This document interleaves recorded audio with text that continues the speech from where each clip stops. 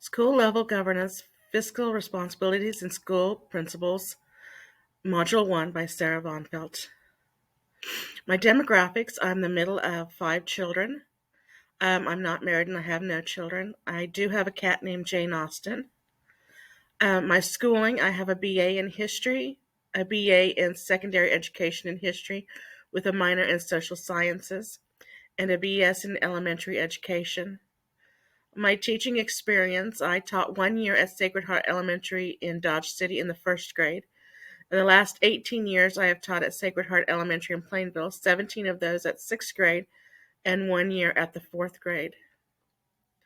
School level governance. In the article by Alivo, it is mentioned that there are two common types of budgeting methods. The first one is centralized budgeting, is when a small group of administrators in a district makes all of the decisions concerning the budget. The upside of this type of budgeting is that it can help control costs, efficiency, and overall operations of the district. The downside is that not all schools can be treated the same. Each school has different needs such as diversity, ability, and staffing. Decentralized budgeting is when principals and other school officials help make decisions on how the money is being spent. The upside of this type of budgeting is that the principal knows exactly what the money should be spent on to greater impact his school. It also empowers the school in improving staff and student performance.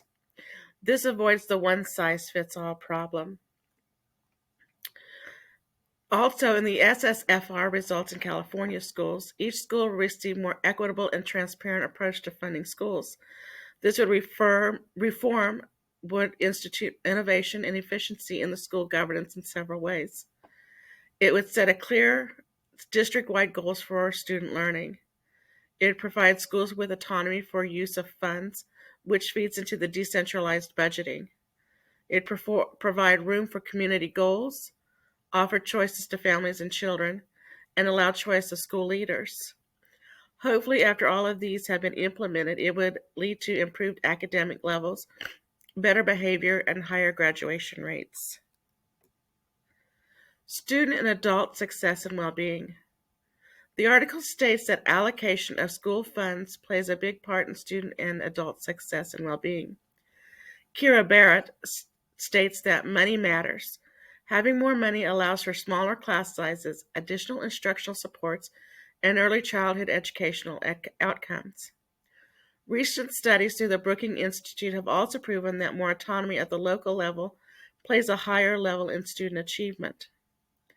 Allowing principals to make funding decisions, especially in the area of staffing, also leads to better well-being among the students and the faculty.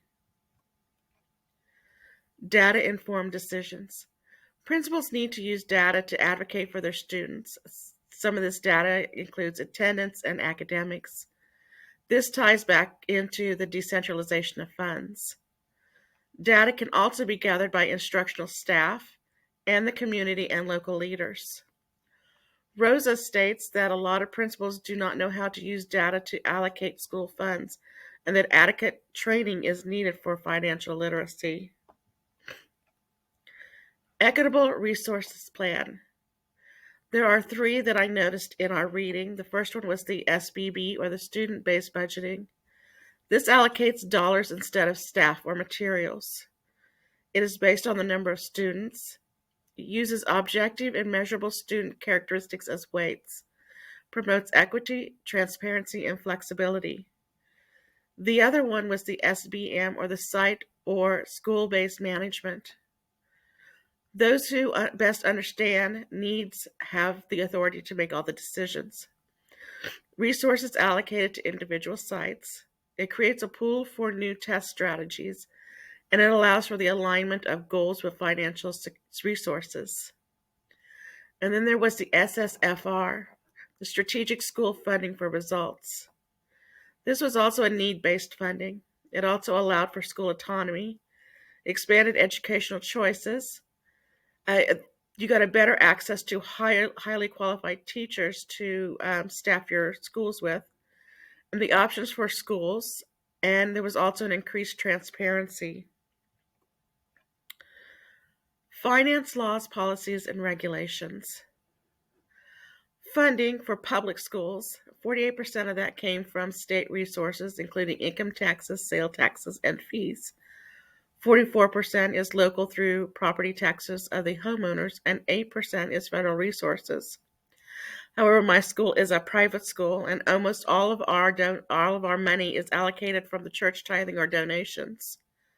We do get a small percentage of federal through Title I and Title II through our local public school, but that doesn't account for much. So we spend a lot of time fundraising, and we spend a lot of time trying to get donations for our finances. Some of the programs that are funded through the public or through the state is the Title I, the ELA, the Reading First, and the Disabilities Act. My reflection: what did I learn that I didn't know before? A lot of the information covered in this module was new to me.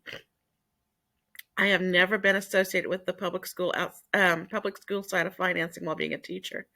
It was interesting on all of the allocation systems that public schools deal with. And how will this assignment influence the decisions I will make as a future school leader? As a new administrator, even though not in a public school setting, I will take into consideration more of the wishes of my staff and community stakeholders. I will spend more time budgeting the finances into programs that advance the academics of the students in my school. And what concerns do I have about being in charge of my school's budget as a future school leader? The biggest concern I have when I become a school leader is where my funds will be coming from.